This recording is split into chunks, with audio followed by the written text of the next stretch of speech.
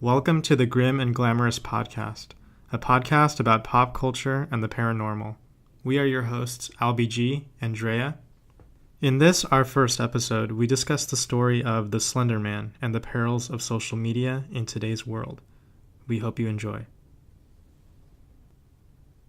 All right, welcome to our first episode of the Grim and Glamorous Podcast. I'm LBG, and I'm here with my sister Drea.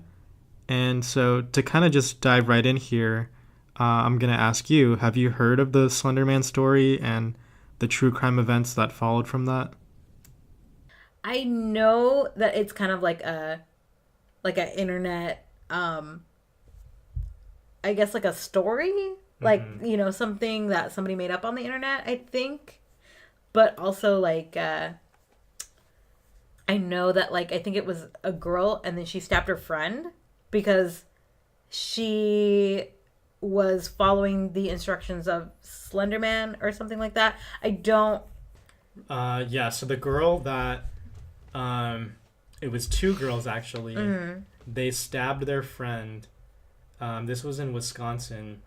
The three girls were best friends and they were at a slumber party. And two of the girls led the third one into the woods of Wisconsin. And they stabbed her 19 times, it says. Mm-hmm. And this was apparently to appease or summon the Slender Man. Mm-hmm. So it started as a post on Reddit. And somebody had posted this story. I think it was in their creepypasta section or their scary stories Reddit page or whatever. Yeah. So somebody created this story about this Slender Man. He's supposedly this 7 foot tall, faceless man with long arms and long legs. He's got a hat and a coat and he goes after kids. Mm-hmm. So the story was pretty detailed, and if you read the original one, it's pretty, it's a good, scary story. Yeah. Fictional story. And then it kind of grew from there. So people would post their own stories, sort of to feed into this urban legend. Mm-hmm. And they even made it into a movie. So it was made into a movie earlier this year. And I haven't seen the movie, so I'm not sure how good it was. Mm-hmm. But it's kind of amazing how from an internet urban legend, from this Reddit page, somebody created it and posted it, became a Hollywood movie. So that's kind of fascinating. But also... kind of scary and sad that these kids believed in this entity, believed in this phenomenon. Did they actually believe that by stabbing their friend it was going to unleash this monster, or that by stabbing this friend it was going to, appease this whatever, this creature? Yeah. So I'm looking at the story right now online. So I guess one of the girls that stabbed their friend, she's now 15 years old. She pleaded guilty to first degree intentional homicide, first degree murder, and is sentenced to 40 years in a mental institution. I think the other girl is still awaiting trial, but the girl that they stabbed was stabbed 19 times, barely survived. ABC has a really good video if you can find it, or if you have the time to watch it. And they interview the girl that survived. They interview her family. And it's heartbreaking. This girl was crawling on her hands and knees from the woods back to her parents' house. Oh my God. Where the slumber party was occurring. They had a helicopter to a hospital, barely hanging on for her life, and survived. And they interview her parents, and her dad is just she's just a fighter, fought through this, had the will to live. It's really heartbreaking. And props to this girl for fighting and surviving from this. And they asked her, the police asked this girl, why did your friends do this? These girls were your best friends. And she says, I had no idea. She's when they took me to the woods, I kind of had this sense of, they didn't tell her why. And they were just let's just go to the woods and see what's over there. And she kind of went along with it, but she said she got this weird sense, they were acting very strange. They were arguing with each other, and so she got this weird feeling about why that she was going there, but she didn't get why it was happening. and she didn't understand why they did it. Mm-hmm. And they interviewed the girls that did it. Obviously they pled guilty, but they said that they were doing this for Slenderman. Mm-hmm. And to me, it's kind of like an example of, I remember as a kid, your parents would tell you, okay, what you see in a movie is just in a movie, or what you see on TV, it's sort of make believe, it's not real. Mm-hmm. So I think for kids, like there is that line of understanding what's fake and what's real. Mm-hmm. And I kind of want to get your reaction to this. Like, do you think that is that line between the internet and reality kind of getting blurred? Like, do people really, when stuff like this happens, is it sort of, do they know like what they're getting into, or is there kind of this sense of, I didn't know what I signed up for, and Mm-hmm. and not to say that these girls aren't responsible, they're totally responsible, and of course. they're gonna meet justice, and they're having their day in Yeah. court. Mm-hmm. But I feel like for kids especially, there's sort of this sense of, is this real? Is this fake? Like something that was a legend is we saw it come to life and have real effects Mm-hmm. in the world, especially with this case. You know what? I want to say that like maybe kids nowadays don't have like, okay, so like when you and I were little, like we had like Mother Goose, like stuff like that, like fairy tales, like these tall tales that like they would teach us in school, like, where like fantasy stuff, like, stories to I guess like teach us lessons or something like that, like, Right. like, so maybe like kids nowadays don't have that, and so like when they read stuff, like it kind of worries me that like kids would believe that that's real, something that they read off the internet. Mm-hmm. So like to me it seems that like these kids didn't have stuff like that when they were little, where these stories where it's like, oh well, yeah, Rumpelstiltskin's not real, yeah, like that's just made up, like, or or like those whatchamacallit, like those creepy stories like La Llorona or whatever, like Right. those are just legends, like nobody ever tells you, like, or people, obviously their parents didn't know about Slenderman, Right. so they're not going to be like, oh yeah, like here's a scary story that you can talk about the campfire, like it's not real, but it is a creepy story that somebody made up, like, so. Right.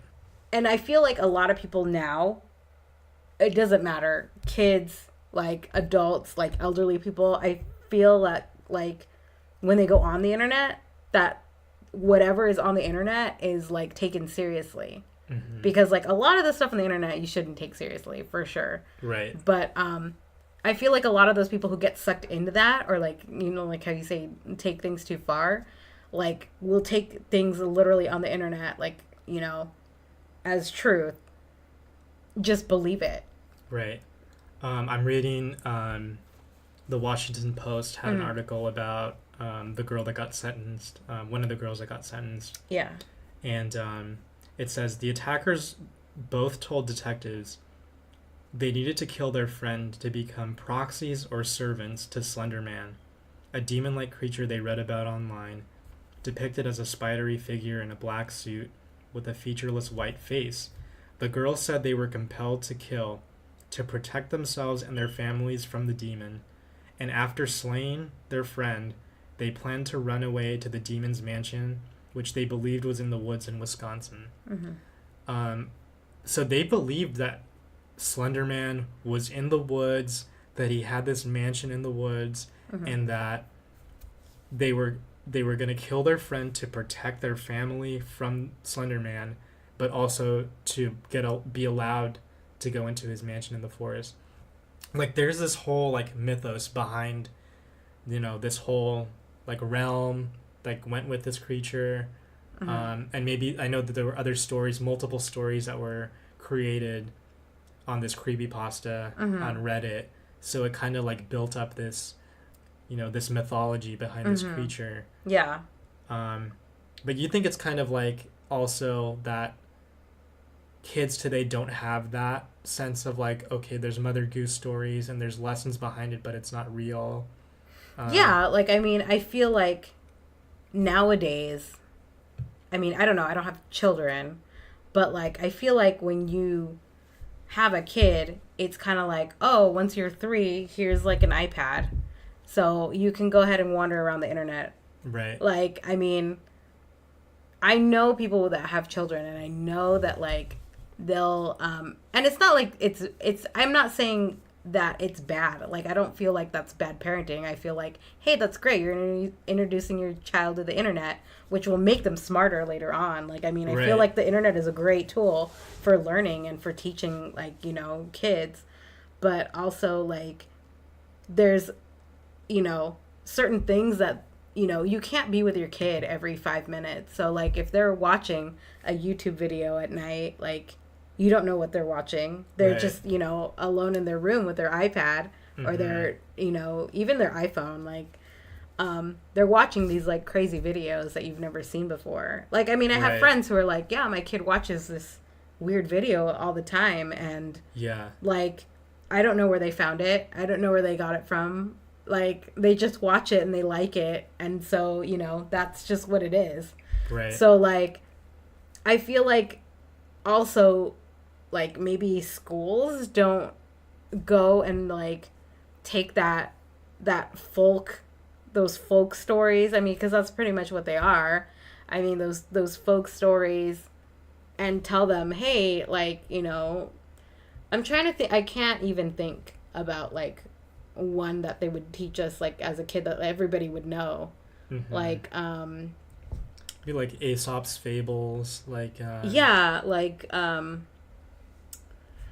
it's hard to think of one right now because it's been so almost long. I feel like Disney has sort of taken that mantle of providing stories for kids. Like, you have Cinderella and Snow White and Sleeping Beauty, like, those were Disney videos when we were growing up. Yeah. But those stories were like from fables that were much older than like Disney. Yeah, exactly. And Disney sort of took those and made videos, and some of those are still around. But I feel like that's sort of taken the place of in storybooks that you would read as a kid. Or like, oh, okay, for example, I guess like Little Red Riding Hood. Like, Little Red Riding Hood goes to visit her grandma in the woods, and then like, what is it, a wolf or something? Yeah, it's a wolf. A wolf will go and be like, hey, like a wolf will come up and talk to her and just be like, I think the story is like he tries to eat her. Right. And then like, she's like, nope, I'm going to grandma's. And then she ends up at her grandma's. And then disguises itself as the grandma. Yeah, disguises itself as the grandma. And then the huntsman comes and like kills the wolf and saves the grandma, I think. Right. I don't know. But like, everybody knows that, like, they tell you, well, yeah, Little Red Riding Hood, there's no wolf that's going to eat your grandma. Like, like, stuff like that. Yeah, like, sort of, or like the ridiculousness of the situation is so obvious. Like, of course a wolf is not going to dress up. Like, clearly that wouldn't happen. Yeah. But so, I think that's something good to point out, because I feel like with stuff on the internet now, that line is so blurred. Like, a lot of the situations... And that line is harder to kind of see today. And I like how you brought up that point about, kids on their iPads or iPhones and kind of looking up content. Because I think that was another thing we were going to talk about is the idea of the dark web that's out there, and how, apparently it's this huge part of the internet. Like, apparently... I'm not sure the exact number or percentage, but like over 90% of is this dark internet or dark web that's not accessible to like you and I on a daily basis. Like, you have to get some sophisticated software and download a bunch of stuff, and I don't know what goes into it. But apparently there's like, you can buy drugs or like, hire a hitman or buy or download illegal content And I think that's kind of scary to, because I think the internet as it is in its normal everyday form is can be a pretty dark place. But the fact that there's a whole nother level, and I think, that's not something that kids can access, but, a lot of adults and ones that, could be doing illegal things are can be using that. I think it's even risky to try to like access this. Yeah, like I'm even afraid to like type it in. There's like weapons and apparently, yeah, weapons or arms. You can buy body parts. I think I read somewhere that you can buy body parts on the internet. Yeah, that's pretty frightening. I don't. So yeah, I mean, I think we talked early on about there are some good things that internet and technology can provide. You can connect with people, you can stay in touch with loved ones, you can create some cool websites, create some cool content. But we're starting to see technology, almost have a mind of its own and take on a whole nother aspect that I don't think people are ready for. Yeah.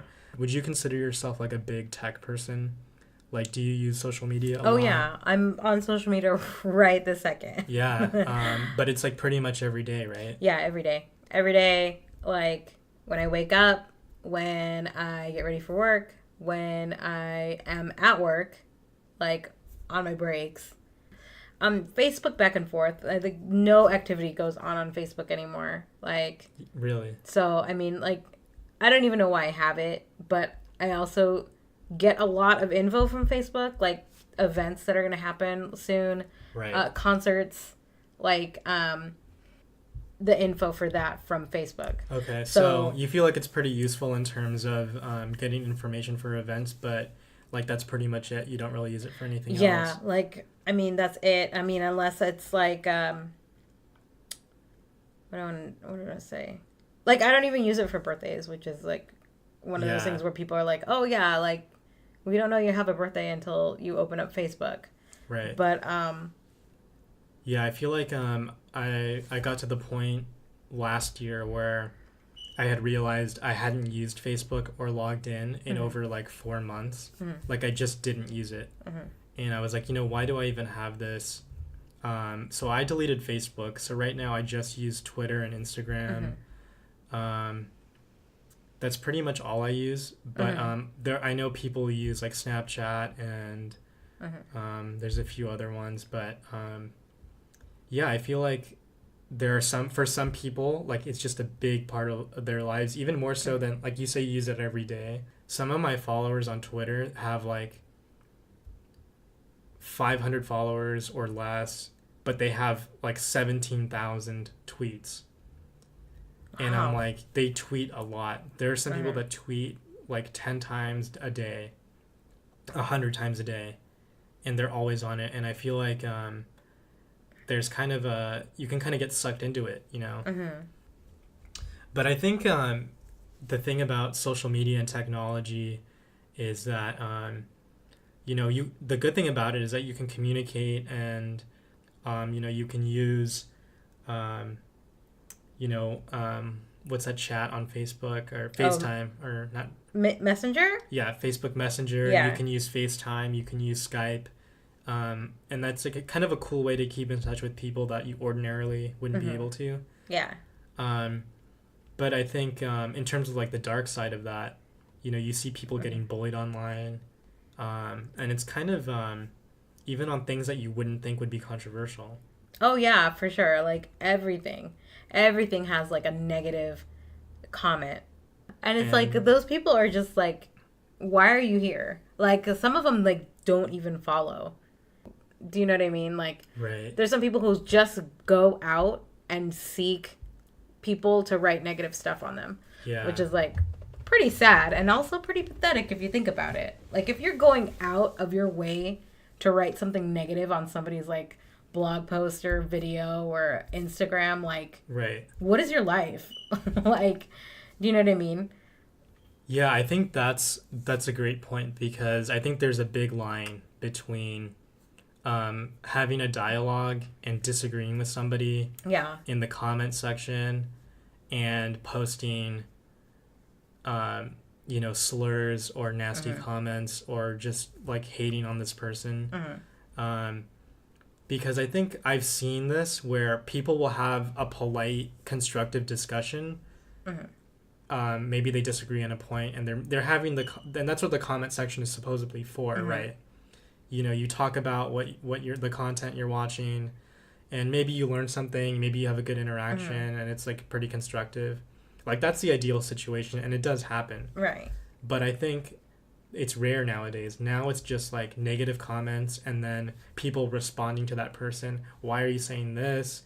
And it's just this spiraling effect where it's just this black hole of unconstructive, unproductive discourse. And like I've seen this like plenty of times on Facebook where it'll be any subject, especially news articles or like NBC Channel 4. Yeah. Like they'll post something where people will think it's like quote unquote not news. Right. And then people will comment about it. And their first response is like, this isn't news. And then people will be like, well, if you're getting your news from Facebook, like you're, that's kind of ignorant and kind of stupid because it's like, why are you here on Facebook for news?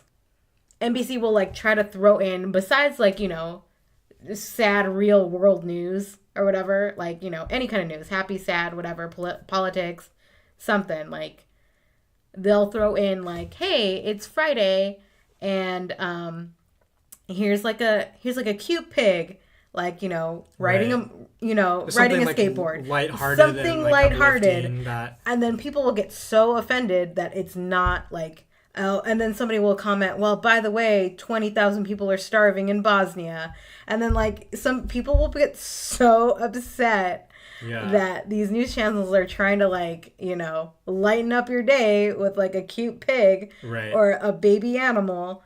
Take Facebook and Instagram and like everything that everybody posts so seriously, that they get offended, they get like, Yeah, I think people take social media and all of that way too seriously today. And, going back to the start of the podcast when we were talking about the Slenderman, I think that's just a perfect example of people taking things too far. What started out as sort of like a meme or a story, an internet urban legend, just kind of spiraled out of control. And I think we're seeing that a lot more in today's world. And to kind of wrap things up for our first episode here, I think we talked about some interesting things today. We talked about the Slender Man and the dark side of the internet and what happens when you take a story, a legend, something that you see online, and you take it a step too far. But we hope that you enjoyed our first episode here. Thank you so much for listening, and we hope you'll tune in next time.